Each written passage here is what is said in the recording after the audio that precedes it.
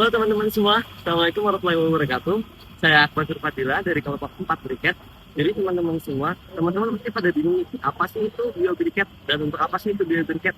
Jadi pada video kali ini saya bersama teman-teman saya yang menjelaskan apa dan makna dari biobriket tersebut.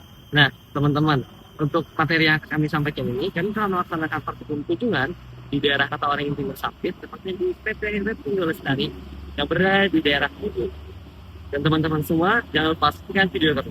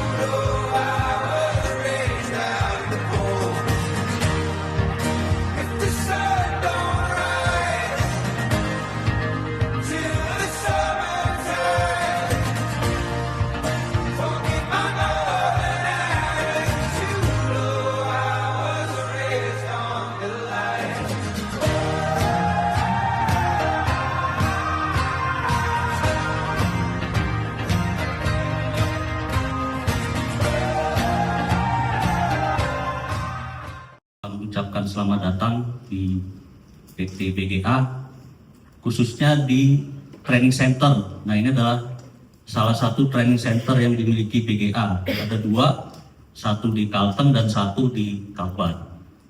Jadi kalau dari Pak Otong tadi yang mau minat, ya tentunya dengan seleksi nanti di sini tempatnya.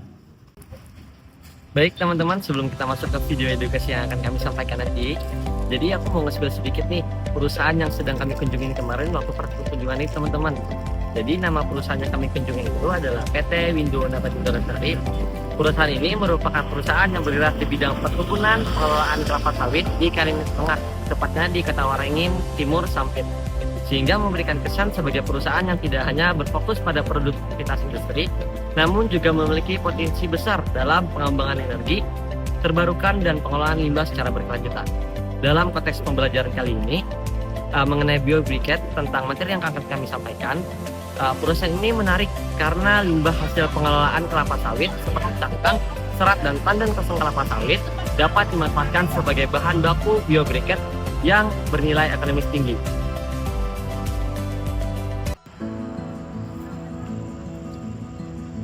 Indonesia merupakan salah satu negara hasil kelapa sawit yang besar di dunia. Industri kelapa sawit menghasilkan berbagai limbah biomasa seperti tandan kosong kelapa sawit, cangkang, serat, dan pelepah. Limbah tersebut dapat dimanfaatkan menjadi sumber energi terbarukan yang ramah lingkungan. Perkenalkan, nama saya Putri Devani Alia Wahyuni dengan 2410512200029. Masuk ke identifikasi limbah sawit. Yang pertama, cangkang sawit. Cangkang sawit merupakan limbah padat hasil pemecahan biji sawit. Karakteristiknya keras, mengandung karbon tinggi, nilai kalori yang tinggi, dan cocok untuk bahan bakar. Yang kedua, serat atau fiber. Serat berasal dari sisa pengopresan buah sawit. Karakteristiknya mudah terbakar, berserat halus, dapat dicampur dalam pembuatan briket. Yang ketiga, TKKS, tandan kosong kelapa sawit. Yang pada buah sawit itu dipisahkan. Karakteristiknya berserat kasar, jumlah melimpah, dan bisa dijadikan arang briket setelah proses karbonisasi. Baik teman-teman, apa sih itu biobriket? Jadi biobriket itu adalah sebuah bahan bakar padat yang terbuat dari limbah biomasa. Biasanya biobriket ini terbentuk dengan ukuran yang tertentu dan berbeda-beda. Oh iya, biobriket itu biasanya digunakan sebagai bahan bakar, energi alternatif, maupun sebagai bahan rumah tangga. Oh, juga biobriket biasanya digunakan juga sebagai industri perusahaan kecil. Adapun proses pembuatan biobriket, yang pertama pengeringan bahan, limbah sawit dikeringkan untuk mengurangi kadar air agar mudah dibakar. Yang kedua, karbonisasi, bahan dibakar tanpa banyak oksigen untuk menghasilkan arang. Dan ketiga, penghalusan. arang dihancurkan menjadi serbuk halus, dan keempat, pencampuran perekat. Serbuk arang dicampur perekat sampai seperti tepung tapioka dan air. Dan kelima, pencetakan. Adonan dicetak menggunakan alat press menjadi bentuk briket. Dan keenam, pengeringan akhir. Briket dikeringkan sampai keras dan siap digunakan. Adapun kelebihan dan kekurangan briket, yang pertama itu kelebihan biobriket ramah lingkungan, mengurangi limbah sawit, mengurangi pencemaran, memiliki nilai ekonomi, dan menghasilkan panas cukup tinggi dan dapat diperbarui. Adapun kekurangan biobriket membutuhkan proses produksi, kualitas dipengaruhi kadar air, dan membutuhkan alat pencetak yang bagus.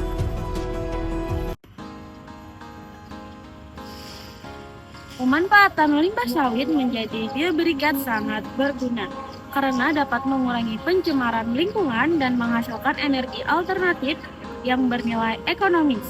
Pemanfaatan biomasa sawit juga mendukung konsep zero waste dan sirkular ekonomi. Konsep karena limbah yang sebelumnya tidak dimanfaatkan dapat diolah kembali menjadi produk yang bernilai guna. Selain itu, penggunaan biobriket dapat mengurangi ketergantungan terhadap bahan bakar fosil dan membantu menciptakan energi yang lebih ramah lingkungan. Adapun kesimpulan dari kelompok kami yaitu limbah kelapa sawit memiliki potensi yang sangat besar jika dijadikan biobriket sebagai energi alternatif. Melalui pengelolaan yang tepat, limbah biomasa dapat memberikan manfaat ekonomi yang tinggi dan sekaligus menjaga kelestarian lingkungan. Kami berharap limbah pertanian sawit dapat diteruskan dan dikembangkan sehingga mendukung energi terbarukan di Indonesia dan pertanian yang berkelanjutan. Sekian, terima kasih. Jatuh cinta memang manis, tak mau waktu ini habis. Penuhilah hati ini, tak lagi sendiri. Oh, dengannya, dengan dia langkahku sempurna.